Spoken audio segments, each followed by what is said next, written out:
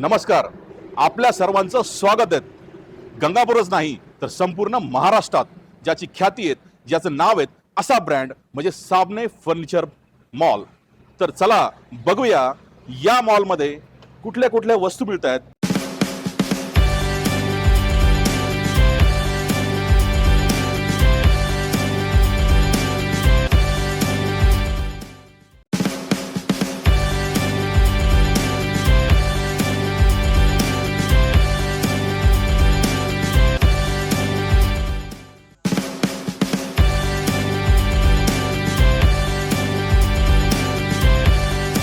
नमस्कार. आपण आलोय आता या साबणे फर्निचर मॉल इथं. आपण बऱ्याच कामगाराशी या ठिकाणी चर्चा केली. आज आपण आता या मावशींना विचारू की इथं काम करण्याचा अनुभव त्यांचा कसा होता. तर काय सांगाल मावशी, कसं काय वाटतं इथं काम करताना? चांगलं वाटतं सर, आम्हाला खूप घरासारखाच आनंद वाटतो. अच्छा, एकदम घरासारखं वातावरण आहे. कशामुळे घरासारखं वातावरण वाटतं आपल्याला? आमची टीम खूप चांगली आहे, सर खूप चांगले आहे. कोणीच काही असं म्हणजे आम्हाला काम सांगत नाही, आमच्या मनानेच कामं करतो आम्ही. आम्ही असं ऐकलं की अजून तुम्हाला अशा काही बाहेर ट्रिप्स पण दिल्या जातात. हा, देते ना सर, दरवर्षी ना. तुम्ही कुठे जाता फिरायला? आम्ही जातो पंढरपूरला, अजून बरेच देव करतो आम्ही तेवढे 2-4 दिवसामध्ये. पण मग पंढरपूरचं जास्त मेन आहे. जाहीदजी, आपण किती वर्षापासून इथं काम करता? सर, मला मागच्या महिन्यात 5 वर्ष पूर्ण झालेले आहेत. 5 वर्ष झाले. हा, 3 वर्ष मी गोडाऊन गेलं. आता 2 वर्षापासून पोस्ट चेंज झालेली आहे, माझे सेल्स वरती आलेलो आहे. अच्छा अच्छा. मी याच्यानंतर कुठेही पण कामे करणार नाहीत, हा हा. लाईफ टाईम इथंच राहणार आहे. म्हणजे तुम्ही ठरवलंय की आता कायमस्वरूपी तुम्हाला इथंच काम करायचंय. पण काय असं इथं काय गोष्ट आहे की तुम्हाला इथं काम करावं असं सर, वाटतं? इथं हर एक वस्तू जागेवरती आहे. अच्छा. आपल्याला काहीच प्रॉब्लेम नाही इथं. तुम्हाला दरवर्षी ट्रिप सुद्धा दिल्या जाते? Yes sir. कोणती ट्रिप झाली होती आता? आता सर इथं गेलो होतं, आपलं एक रिसॉर्ट म्हणून आहे, भारतीय रिसॉर्ट. अजून एक पुरंदर फोर्ट आहे, किल्ला. 2 दिवसाची ट्रिप होती सर. ते म्हणजे भारतीय रिसॉर्टला तुमची 2 दिवसाची ट्रिप होती. मागचे आणि ती कशाने गेला होता तुम्ही? सर, आम्ही मिनी बसनं गेले होते, अच्छा अच्छा. स्लीपर मध्ये. वा वा. मागच्या वर्षी प्लेननं मुंबईला गेलो होतो. अच्छा, प्लेनने मुंबईला सुद्धा तुम्ही तुमची ट्रिप या ठिकाणी आयोजित केली होती? मुंबईचे अगोदर आम्ही लोणावळा गेलो होतो सर. अच्छा. अजून जे दीपक शेट्टी आहे ते सगळ्यांना फॅमिली सारखं राखतात सर. पूर्ण जे मेंबर आहेत ते म्हणतात मी माझी फॅमिली आहे, त्यांना काही त्रास व्हायला नको. बरोबर. म्हणजे साबणे फर्निचर मॉलचे दीपक शेठ साबणे हे जे काही डायरेक्टर CEO आहेत, ते सर्व कर्मचाऱ्यांना आपल्या घरातील मेंबर सारखं, आपल्या घरातील जसा एक सदस्य असतो तसं ट्रीटमेंट देतात, तशी वागणूक देतात आणि तेही लोक तशाच पद्धतीने त्यांची वागतात. नक्कीच कुठल्याही व्यवसायामध्ये व्यवसाय पुढे जात असताना, व्यवसायात प्रगती होत असताना कुठल्याही कर्मचाऱ्यासोबत अशा प्रकारचे संबंध असतील, अशा सगळ्या गोष्टी असतील तर तो व्यवसाय पुढे गेल्याशिवाय राहत नाही. एवढंच मला या ठिकाणी सांगावंसं वाटतं. नमस्कार. आपल्या सर्वांचं स्वागत आहे आमच्या चॅनलमध्ये किस्से कहानिया विथ भिंगारे आर्ट्समध्ये. आज आपण आलोय गंगापूरच नाही तर संपूर्ण महाराष्ट्रात ज्याची ख्याती आहे असा नामवंत ब्रँड साबणे फर्निचर मॉल येथे. आणि आपल्यासोबत आहेत साबणे फर्निचर मॉलचे CEO आणि डायरेक्टर श्री दीपकजी साबणे सर. तर आपण त्यांच्याशी आज संवाद करणार आहेत, चर्चा करणार आहेत, मनमोकळ्या गप्पा मारणार आहेत. तर सर्वप्रथम दीपक सेठ, आपलं स्वागत आहे आमच्या चॅनलमध्ये. धन्यवाद सर. किस्से कहानियां विद भिंगारे आर्ट. जो सर्व महाराष्ट्रात नामवंत असा पुरस्कार आहे, महाराष्ट्राचा उद्योजकता पुरस्कार 2025 बरोबर. तुम्हाला मिळाल्याबद्दल तुमचं खूप खूप अभिनंदन, तुमचा खूप खूप कौतुक या ठिकाणी आम्हाला करावंसं वाटतं. धन्यवाद सर.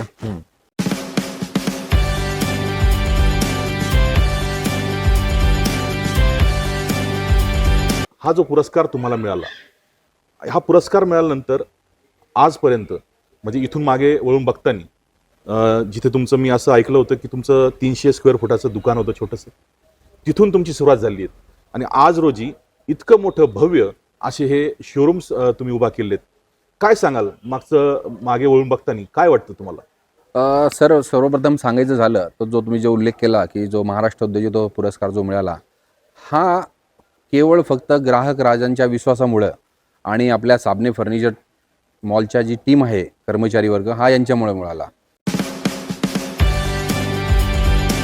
गेल्या 20 वर्षापासून आमच्यासोबत जी टीम जोडलेली आहे, आज पण त्या कंटिन्यू सोबत आमच्या सोबत आहे आणि त्यामुळं हा पुरस्कार भेटणं आम्हाला शक्य झालं.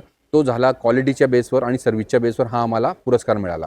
की तुम्ही फर्निचरमध्येच येण्याचा का निर्णय घेतला? म्हणजे इतर अनेक व्यवसाय होते, तुमच्या फॅमिलीमध्ये बरेच लोक वेगवेगळे व्यवसाय करत होते, पण तुम्ही फर्निचर या क्षेत्रातच येण्याचा का निर्णय घेतला? मला असं विचारायचं वाटतं. बरोबर आहे सर, तुम्ही योग्य प्रश्न विचारला. कारण ही गंगापूरची गरज होती. इथं चांगलं फर्निचर मिळत नव्हतं. ती काळाची गरज ओळखून केली का त्यावेळेस गंगापूर शहरामध्ये एक चांगलं क्वालिटीचं फर्निचर मिळत नव्हतं. एक असा विषय होता की आमच्या एक मित्राच्या भावांचं लग्न होतं. आम्ही एक वस्तू खरेदी करण्यासाठी गेलो होतो आणि तो काचेचा टिपो आहे ज्याच्यावर आपण चहा पाणी ठेवतो. आम्ही पूर्ण गंगापूर दुकानामध्ये फिरलो तर कुठंच मिळाला नाही. का त्यांनी सांगितलं गंगापूरमध्ये चालत नाही, अशा चांगल्या वस्तू कुणी घेत नाही. तर चांगलं फर्निचर घेण्यासाठी आमच्या ग्राहकांना, गंगापूरचे जे ग्राहक असतील, मलाच एक छोटीशी वस्तू भेटली नाही. तर ज्यांना चांगले सोफे घ्यायचे आहेत, चांगले बेडरूम सेट घ्यायचे आहेत, डायनिंग टेबल घ्यायचे आहेत, चांगले मंदिर घ्यायचे आहेत, चांगल्या गाद्या घ्यायच्या, मेट्रेसेस ज्याला आपण म्हणतो, तर हे घेण्यासाठी कस्टमरला छत्रपती संभाजीनगर असेल किंवा अहिल्यानगर असेल किंवा नाशिक असेल, अशा दूरदूरच्या सिटीमध्ये आणि तालुका प्लेसला जावं लागत होतं, जे मोठे मोठे तालुका प्लेस आहे. तर आम्ही विचार केला, यार कस्टमर जर बाहेर जात आहेत, बाहेर जाऊन जर खरेदी करतायत, त्यांचा वेळ जातोय, ते त्यांचे पैसे जास्त जात आहेत आणि आपल्यापेक्षा ते जास्त पैसे देऊन तिकडनं खरेदी करतायत, वेळ जातो, पैसा जातो, समाधान भेटत नाही. मग हाच विचार करून आम्ही विचार केला का नाही, भाऊ बोलले दीपक आता मी इलेक्ट्रॉनिक सांभाळू शकतो, तू फर्निचर सांभाळ. मग आम्ही तो सगळा विचार करून मग एक 300 स्क्वेअर फीट मध्ये अजून एक फर्निचर शोरूम चालू केलं. ते तो खूप चांगल्यापैकी रिस्पॉन्स मिळाला, खूप चांगल्यापैकी इलेक्ट्रॉनिक आणि फर्निचरचं आमचं नाव झालं. हे नाव फक्त ग्राहकांच्या विश्वासामुळे इथपर्यंत पोहोचलं. की तुम्ही जे 2005 मध्ये जे दुकान सुरू केलं फर्निचरचं, त्या अगोदर तुम्ही इलेक्ट्रॉनिकचे दुकान चालवत होता का? नाही सर, त्यावेळेस माझे मोठे भाऊ जे की संदीप भाऊ, जे माझे मार्गदर्शक आहे, जे माझे सर्व आहेत, ज्यावेळेस आम्ही 2003ला आम्ही इलेक्ट्रॉनिकचं शोरूम चालू केलं गंगापूरमध्ये साबण इलेक्ट्रॉनिक नावाने. तर त्यावेळेस वडिलांनी सांगितलं का इलेक्ट्रॉनिक दुकान आपलं आहे आणि भाऊ पण मला म्हणे का एक काम करू, आपण फर्निचरचा विचार करूयात. तर त्यावेळेस मी छत्रपती संभाजीनगरमध्ये एक बँक कलेक्शनचं एक छोटासा जॉब करायचो. तर 2003 ते 2000 जवळपास तो माझा जवळपास 2005 पर्यंत असं 3-4 वर्ष तो काम चाललं. म्हणजे या व्यवसायात येण्याच्या अगोदर तुम्ही दुसरा व्यवसाय करत होता? हा, येस, म्हणजे मी जॉब एक थोडा जॉब करत होतो, जो बँक कलेक्शनचा, डेली कलेक्शनचा. त्यानंतर आमचं इलेक्ट्रॉनिक दुकान खूप मार्केटला खूप चांगल्यापैकी चांगला ब्रँड झाला, विश्वास झाला का इलेक्ट्रॉनिक म्हणजे साबणेच फक्त, जो गंगापूर शहरात आणि तालुक्यामध्ये झाला. तर त्यानंतर आम्ही विचार केला की गंगापूरला गरज आहे फर्निचरची. भाऊ वडील आम्ही बसलो आणि विचार केला की बाबा खरंच ग्राहकांना आपण इथं जर चांगल्या सुविधा दिल्या तर लोक बाहेर नाही जाणार नाही कुठे. तर आपण विचार केला का एक त्याच इलेक्ट्रॉनिकच्याच बाजूला आम्ही एक पुन्हा 300 स्क्वेअर फीटचं शोरूम घेतलं. जे की भाऊ इलेक्ट्रॉनिक बघायचे, ते म्हणे दीपक तुला आता इकडं फर्निचर बघावं लागेल. मग 300 स्क्वेअर फीटचं आम्ही शोरूम घेतलं. ते बनवताना असं बनवलं का विचार करून का कस्टमरला इथं आपल्याला क्वालिटी द्यायची आहे, सर्व्हिस द्यायची आहे ना, रिझनेबल प्राइस द्यायची आहे. त्यानंतर आम्ही 2012ला साबणे टॉकी जवळ 3000 स्क्वेअर फीटचं शोरूम चालू केलं. का बाबा इथं कस्टमर खूप संख्या वाढली, खूप व्हरायटी वाढली. मग अद्यावत आम्ही एक गंगापूरला डॉक्टर बाबासाहेब आंबेडकर चौकाच्या जवळच नियर बाय, तर तिथं आम्ही एक 3000 स्क्वेअर फीटचं शोरूम बनवलं. तर ते पण गंगापूर तालुक्यामध्ये खूप चांगलं ब्रँड म्हणून साबणे फर्निचर इलेक्ट्रॉनिकची ओळख झाली. त्यानंतर आम्ही बघता का आम्हाला अहिल्यानगर म्हणजे नगर आपण ज्याला म्हणतो, अहमदनगर जिल्ह्यातील नेवासा शहरातील आसपासच्या परिसरात खूप कस्टमर गंगापूरमध्ये यायचे. तर ते बोलायचे का सर शेट आमच्या एवढं तुम्ही चांगली क्वालिटी आहे तर आमच्या एरियामध्ये मिळत नाही, तर तुम्ही नक्कीच आमच्या एरियामध्ये तुमचं स्वागत राहील, तर तुम्ही अशी एक ब्रँच चालू करावं. आणि आपण विचार केला खरंच आपण जर ग्राहक जर होऊन म्हणतायत का तुम्ही क्वालिटी विकतायत, तुम्ही सर्व्हिस चांगली देतायत, तुम्ही रेट पण खूप कमी लावतायत आमच्या एरियापेक्षा, तर नक्कीच आम्ही विचार केला. त्याच्यावर पण आम्ही एकदा विचार केला आणि त्यानंतर आम्ही 2020 साली नेवासा इथं अजून एक ब्रँच टाकण्याचा आम्ही त्याचा विचार केला. तर त्यावेळेस तिथं 10,000 स्क्वेअर फीटची आम्ही ब्रँच बनवली. तर नेवासा तालुक्यातली पहिलं साबणे फर्निचर मॉल हे अद्यावत शोरूम आपलं बनलं तिथं.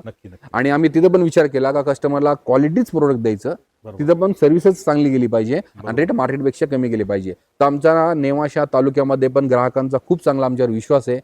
आज तिथले पण ग्राहकांमुळे आम्ही तिथे एक चांगला ब्रँड बनवू शकलो, एक त्या एरियामध्ये एक चांगलं नाव करू शकलो. याला फक्त कारणीभूत तिथले आमचे ग्राहक आणि आमची टीम आहे. त्यानंतर हे केल्यानंतर असा विचार केला गंगापूरला एक शोरूम आहे आपलं नेवासा फाटा, तिथं पण एक शोरूम आहे, तर बस झालं. पण त्यानंतर सर काय झालं, लॉकडाऊन नंतर व्यवसाय खूप झपाट्याने वाढला. वाढला? हो सर, त्याचं कारण असं झालं का लॉकडाऊन मध्ये आम्ही लोकांची सेवा केली. सर, लोकांची ज्या मुलींचे लग्न होते, ज्यांनी फर्निचर बुक करून ठेवलं होतं किंवा ज्यांना 15-20 लोकात लग्न करायचं होतं, तर आम्ही अडवणूक कोणाचीच केली नाही. आम्ही लोकांना हे बघा एक माणुसीच्या नात्याने, सोशल वर्कच्या नात्याने, आम्ही कंपन्यांनी जरी रेट वाढवली असन किंवा कोणी गैरफायदा जरी घेतला असन, आम्ही गैरफायदा घेतला नाही. आम्ही कस्टमरला आहे त्याच वस्तूमध्ये भरपूर मोठा डिस्काउंट दिला. अच्छा. तर आपल्याकडनं हा सपोर्ट कोरोना काळामध्ये म्हणून ग्राहकांना भरपूर मोठा डिस्काउंट देऊन उलट आहे त्या प्राइसमध्ये आम्ही कमी केलं का हा पैसे कमवायची वेळ नाहीये. बरोबर. लोकांनी ह्याच्यात काही लोकांनी संधी केला असेल, पण आम्ही लोकांना एकच एकच विचार केला का कस्टमरला ह्यामधून आपल्याकडनं फायदा कसा होईल. बरोबर. मग त्याच बेसवर नंतर लॉकडाऊन नंतर हा धंदा एवढा म्हणजे आपला व्यवसाय झपाट्याने वाढला का नंतर विचार करावा लागला आपलं एक मोठं शोरूम जागा कमी पडताना का तिथे कस्टमर खूप वाढलेत. नेवासा फाटा येथे असेल किंवा गंगापूर येथे असेल.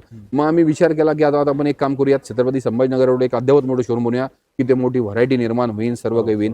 तर सर मग 2023च्या डिसेंबर महिन्यामध्ये 3 तारखेला आम्ही निर्णय घेतला, काम पूर्ण केलं, एक अद्यावत शोरूम बनवलं का जेथे आमचे वडील देवदास काका साबणे ज्यांचे पूर्ण तालुक्यावर परिचित असलेले एक व्यक्तिमत्व, त्यांचं आम्हाला खूप मोठं डेअरिंग दिली.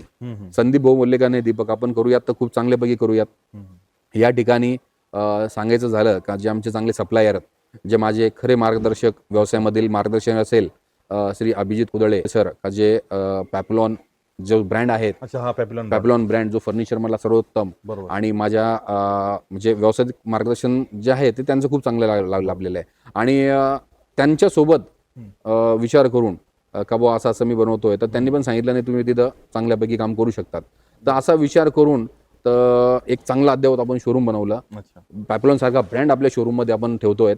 पॅपलॉनची सर्व रेंज आपल्याकडे आहेत आणि त्या माध्यमातून आपण एक 2023ला 3 डिसेंबरला एक अद्यावत शोरूम आपण 30,000 स्क्वेअर फीटचं बनवलं. सर ह्या शोरूमला असं झालं का पूर्ण व्हरायटी तुम्ही बघू शकता.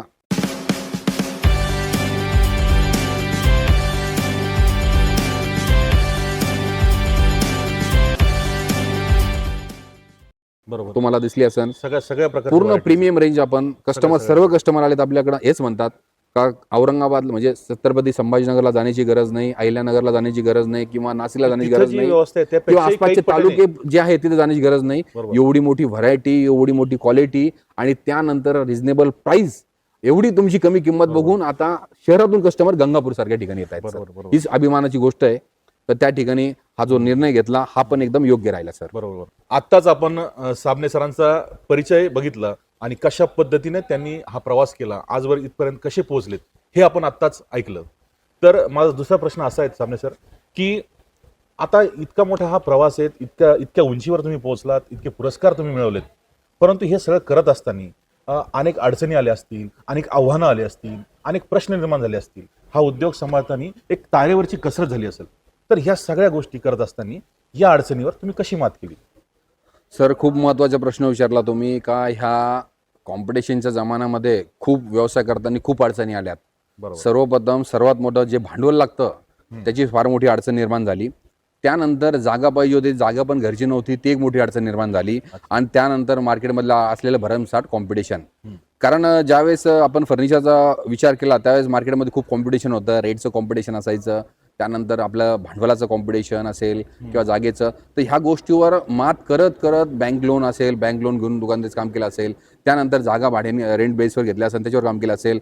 मार्केटमध्ये टिकण्यासाठी कॉम्पिटिशनला आपली वस्तूची किंमत कशी कमी निघल आणि मार्केटपेक्षा आपली वस्तू कशी चांगली जाईल याच्यावर लक्ष देण्यासाठी खूप तारेवरची कसरत करावी लागली सर. गेले मला 20 वर्ष त्याच्यावरच मी काम करतोय सर. नक्कीच. म्हणजे तुम्ही ह्या सगळ्या अडचणी पत्करल्या, धोके पत्करले, बँक लोन घेतलं, प्रसंगी तुम्ही मोठमोठे लोन्स काढले, परंतु ग्राहकांना तुम्ही नाराज होऊ दिलं नाही. कमीत कमी वाजवी दरात आकर्षक किमतीमध्ये तुम्ही ह्या फर्निचर या ठिकाणी विक्री केली.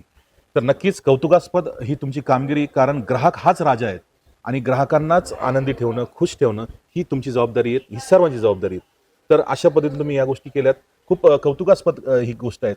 हे जे क्षेत्र आहेत फर्निचर उद्योग, तर यामध्ये जर एखादा नवीन युवक आहेत, एखादा धडपडणारा तरुण आहेत, या व्यवसायात येऊ पाहतोय, तर तुम्ही काय संदेश द्याल त्याला की त्यांनी या उद्योगात आलं पाहिजे की आजची काय परिस्थिती आहे याबद्दल काय सांगाल? नवीन युवक पिढींनी यामध्ये व्यवसायामध्ये नक्कीच आलं पाहिजे. त्यांनी आपल्या मार्केटचा अनालिसिस केला पाहिजे का आपल्या मार्केटमध्ये आपल्याला फर्निचरची गरज कशी आहे. बरोबर. जर चांगल्या फर्निचरची गरज असेल, चांगल्या क्वालिटीची गरज असेल आणि त्या मार्केटची खरंच जर गरज असेल तर त्यावर काम करायला अडचण नाही. क्षेत्र खूप चांगलं आहे, फक्त दम मारावा लागतो सर. कारण आज 20 वर्ष झाले तरी मला कंटिन्यू काम करावं लागतंय. कस्टमरच्या सर्व्हिसवर काम करावं लागतंय का ग्राहकांना सर्व्हिस कशी चांगली मिळेल, प्रोडक्ट कसं चांगलं देता येईल. व्हरायटी कशी अपडेट ठेवता येईल, माझी टीम कशी खुश राहता येईल, बरोबर. माझी टीम कशी एकदम आनंदी राहील. सर हे करत असताना हा व्यवसाय 1-2-3 वर्षात हा ब्रँड बनलेला नाहीये. साबणे फर्निचर हा जो बरोबर, ब्रँड आहे, तर याला आज 20 वर्ष लागले सर इथपर्यंत पोहोचायला. तर आज माझं सगळ्या पिढीला हे सांगणं आहे, युवा पिढीला, का व्यवसायामध्ये राहायचं असेल तर कष्ट करण्याची पहिली तयारी ठेवा. इथं आपल्याला वेळेचं बंधन ठेवावं लागत नाही. इथं तुम्हाला 12-12, 15-15, 18-18 तास काम करण्याची तुम्हाला इथं जर तयारी असेल तर नक्कीच हे क्षेत्र खूप चांगलं आहे. मेहनत करण्याची तयारी ठेवा, इमानदारी ठेवा आणि रिस्क घ्यायची तयारी ठेवा. यश नक्की मिळेल, त्यात सर शंकाच नाही कुठल्या प्रकारे. नक्कीच. अजून एक पुढचा असा प्रश्न आहे की तुम्ही हा जो उद्योग उभारला, इतके मोठे उद्योजक तुम्ही झालात, तुम्हाला पुरस्कार मिळालेत, तुम्ही एका उंचीवर गेलात, तर हे सगळं करत असताना कुणाची प्रेरणा होती आणि कुणाची एक खंबीर साथ तुम्हाला लाभली ज्यामुळे तुम्ही ह्या गोष्टी करू शकले? हे तुम्हाला करण्याचं मार्गदर्शन कसं लाभलं? बरोबर आहे सर. ह्या व्यवसायामध्ये डेअरिंग देण्याचं काम आमचे वडील स्वर्गवासी देवदास काका साबणे यांची आम्हाला प्रेरणा, यांची आम्हाला व्यवसाय मोठा चांगला करण्याची डेअरिंग किंवा रिस्क घेण्याची डेअरिंग मी आणि आमचे मोठे भाऊ संदीप भाऊ आम्हाला वडिलांनीच दिली. बरोबर. कारण ते व्यक्तिमत्व फार वेगळं होतं. त्यांनी आम्हाला कधी कुठं व्यवसायामध्ये थांबवलं नाही, कोणतं चांगलं काम करताना थांबवलं नाही. यामध्ये वडील म्हणजे माझे परिवारातील मेन म्हणजे वडील आणि माझे मोठे भाऊ यांनी खूप चांगल्यापैकी सहकार्य करून एक चांगल्या विचाराने आपण इथपर्यंत आलो. नक्कीच मित्रांनो, एखादा उद्योग उभारण्यासाठी, तो पुढे जाण्यासाठी, भरभराटी होण्यासाठी आपल्या कुटुंबातील व्यक्तींची साथ असणं खूप गरजेचं आहे. तसंच दीपक शेठ साबणे यांचे वडील स्वर्गवासी देवीदासजी साबणे काका यांना संपूर्ण परिसर हा चांगल्या पद्धतीने ओळखतो, त्यांचा स्वभाव सर्वजण ओळखतात. तसेच त्यांचे मोठे बंधू संदीपजी साबणे यांनाही सर्वजण परिचित आहेत आणि त्यांनीच दीपक शेठ यांना खूप चांगल्या पद्धतीने हातभार लावला, प्रोत्साहन दिलं, मार्गदर्शन केलं. म्हणूनच हा उद्योजक या ठिकाणी घडू शकला. तसंच कुठलाही उद्योजक घडवण्यासाठी आपली फॅमिली आणि आपले मित्रपरिवार यांचा सपोर्ट असणं सुद्धा खूप गरजेचं आहे. नक्कीच दीपक शेठ, खूप चांगला संदेश तुम्ही या ठिकाणी आम्हाला दिला. सर हे करत असताना परिवार पण माझ्या सोबतच आहे. त्यानंतर माझे मित्रपरिवार जो की माझा तो एक परिवार आहे. बरोबर. त्यानंतर माझी साबणे फर्निचर मॉलची टीम असेल, जे की माझ्याकडे 20 वर्षाहून फाउंडर मेंबर बाळू चव्हाण जे मॅनेजर आहेत तिथे, जनरल मॅनेजर आहेत सध्याला. बरोबर. तर ते फाउंडर मेंबर आहेत. अशी माझी त्याच्या सोबत काम करणारी सर्व टीम गेल्या 20 वर्षांपासून साबणे फर्निचर सोबत जोडलेली आहे, आमच्या साबणे उद्योगासोबत. बरोबर. त्यानंतर माझ्या मित्रपरिवाराचा पण खूप चांगल्यापैकी जो आमचा एक 8-10 मित्रपरिवारांचा ग्रुप आहे लहानपासून, तो एक चांगलं सहकार्य लागला. आणि विशेष माझे फर्निचर व्यवसायातील जे माझे मार्गदर्शन श्री ग्रुप ऑफ इंडस्ट्रीजचे संचालक अभिजित कुदळे सर यांचं पण मला खूप चांगलं मोलाचं मार्गदर्शन व्यवसायाबद्दल राहिलेलं आहे. बरोबर. अशा अनेक बाकी मित्रपरिवार आणि इतरांचंही मार्गदर्शन सरांना लाभलंय आणि सरांनी विशेष नाव घेतलंय त्यांच्या टीमचं. खरंच कौतुक करावं असं वाटतं या टीमचं, कारण या टीममुळेच या गोष्टी सगळ्या शक्य झाल्यात. तर मला अजून एक प्रश्न या टीम संदर्भात तुम्हाला विचारायचा आहे की तुमची जी काही टीम आहे, हे साबणे उद्योग समूह सांभाळणारी जी टीम आहेत, ह्या टीमला तुम्ही प्रोत्साहनपर काही गोष्टी देत असता असं आम्ही ऐकलं, बघितलं, वाचलं. काय सांगाल त्याबद्दल? सर साबणे फर्निचर ही टीम म्हणजे माझा हा परिवार आहे. बरोबर. जसं आपण आपल्या परिवाराची काळजी करतो ना प्रत्येक ठिकाणी, तसं माझ्या टीमची पण मी एक परिवार म्हणूनच त्यांची काळजी करतो. बरोबर. सर माझ्या टीमला कधी त्रास नाही झाला पाहिजे, जास्त कामाचा वर्कलोड नाही आला पाहिजे. त्यानंतर त्यांना योग्य वेळी योग्य सुट्ट्या मिळाल्या पाहिजेत. त्यानंतर त्यांच्या काही अडीअडचणी असन त्या आपण समजून घेतल्या पाहिजेत. त्यानंतर हे करून सर त्यांना आपण प्रत्येकी 10 लाखाचा इन्शुरन्स साबणे फर्निचरकडनं आपण ॲक्सिडेंट इन्शुरन्स काढून दिला आहे. प्रत्येकाचे साबणे फर्निचर मॉलकडनं बँकेत आपल्याकडनं अकाउंट काढून दिले आहेत. त्यानंतर एवढं झाल्यानंतर आपण एक दर 2 वर्षातून आपण सर्व टीमला एक फिरायला घेऊन जातो. का रिसेंटली मी मागच्या वर्षी गंगापूर फर्निचर मॉलची टीम 15 लोकांची विमानाने मी मुंबईला नेली होती सहलीसाठी. यस. आणि त्यानंतर आता ह्या वर्षी 2025 साली नेवासा फाटायलेली टीम मी सर्व मुंबईला विमान नेली होती. हो सर, हे बघा आपण विमानात बसलेलो आहेत, आपला परिवार बसलेला आहे, तर तो पण माझा परिवारच आहे ना. नक्कीच. तर त्यांच्या इच्छा कशा पूर्ण होईल? 100%. मी हाच विचार करून त्यानंतर ह्या 2025 ला गंगापूरची टीम मी पुण्यातील भारती रिसॉर्टला 2 दिवसासाठी नेली होती.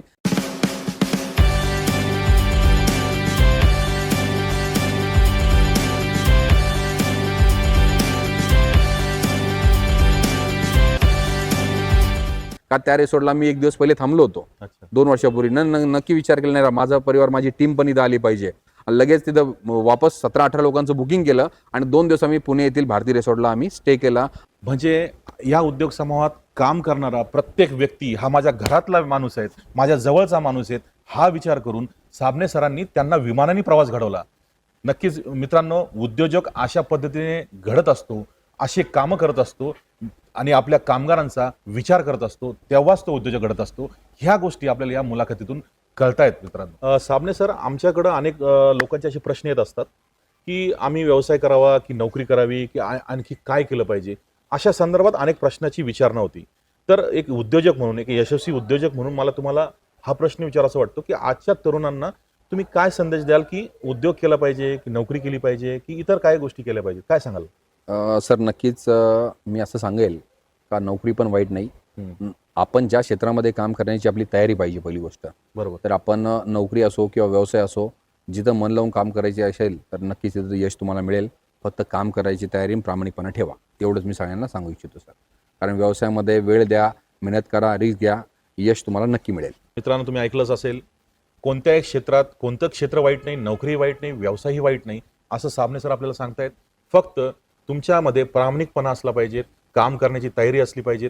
ह्या सगळ्या गोष्टी जर आपल्यामध्ये असतील तर नक्कीच यश हे दूर नाही. अजून एक मला प्रश्न असा विचारायचा वाटतो की आता मी इथं बघितलं खूप वेगवेगळ्या व्हरायटीचे, वेगवेगळ्या क्वालिटीचे, वेगवेगळ्या डिझाईन्समध्ये बरोबर. अशा सगळ्या गोष्टी या ठिकाणी अवेलेबल आहेत, उपलब्ध आहेत. परंतु मी असं पण ऐकलंय की काही लोकांना जर नवीन बंगलो बांधला, नवीन रो हाऊस असलं तर त्यांच्या कस्टमाइज पद्धतीने आपण फर्निचर बनवून देतात.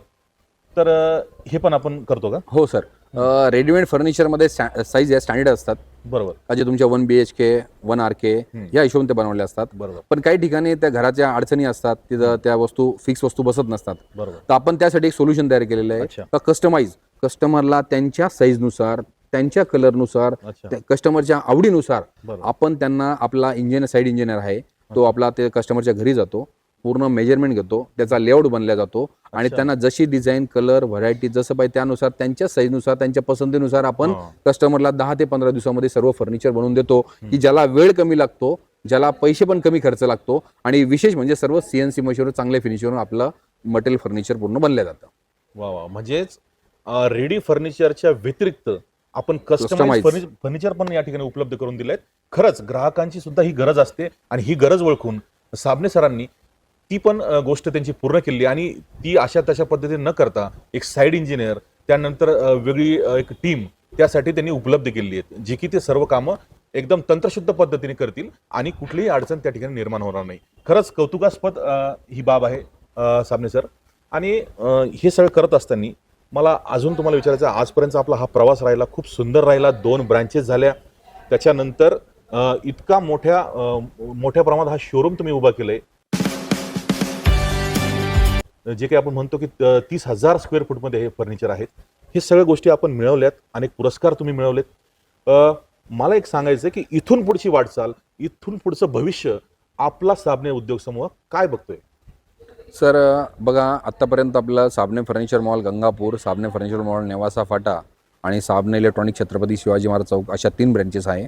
मला येत्या 5 वर्षामध्ये अजून 2 मला शोरूम बनवायचे आहेत. अच्छा. असं 2030 पर्यंत माझं टार्गेट आहे का आपण अजून 2 शोरूम वाढून असे 5 शोरूम करूयात. माझ्या गंगापूर शहरातील आसपासच्या परिसरातील 100 लोकांना मी रोजगार देऊ शकतो. येत्या आतापर्यंत 50 आहे, अजून त्याच्या 40 ते 50 लोक ॲड केलेत, तर मी येत्या 5 वर्षामध्ये 100 लोकांना मी रोजगार उपलब्ध करून द्यायची अशी माझी इच्छा आहे.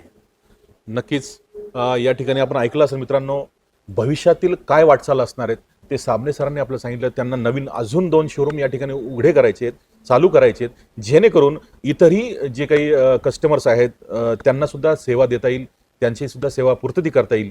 आणि एवढ्यावरच न थांबता मित्रांनो, त्यांचा जो दृष्टिकोन आहे कामगाराबद्दलचा, तो आपण आत्ता ऐकला की आज रोजी जे काही कामगार आहेत त्या कामगाराच्या संख्येमध्ये वाढ करून आज मी 30 लोकांना रोजगार देतोय, तर मी उद्या 100 लोकांना रोजगार देईल. हा सुद्धा त्यामागचा एक चांगला उद्देश या ठिकाणी आपल्याला दिसतो. नक्कीच साबणे सर, तुम्हाला तुमच्या उद्योग समूहाला साबणे फर्निचर मॉल, साबणे उद्योग समूह याला या भविष्यातील वाटचालीसाठी खूप खूप आमच्या टीमकडनं आणि सर्व मित्र परिवाराकडनं तुम्हाला खूप खूप शुभेच्छा. तुमचं यश अशाच पद्धतीने वाढो यश कीर्ती वाढत राहू, तुम्ही अनेक लोकांना विश्वास दो, आनंद दो, हीच आम्ही प्रार्थना या ठिकाणी करतो. किस्से कहानिया विथ भिंगारे आर्ट्स या चॅनलमध्ये आज आम्हाला मुलाखत दिली, पॉडकास्ट दिला, त्याबद्दल आम्ही तुमचे खूप खूप आभारी आहोत.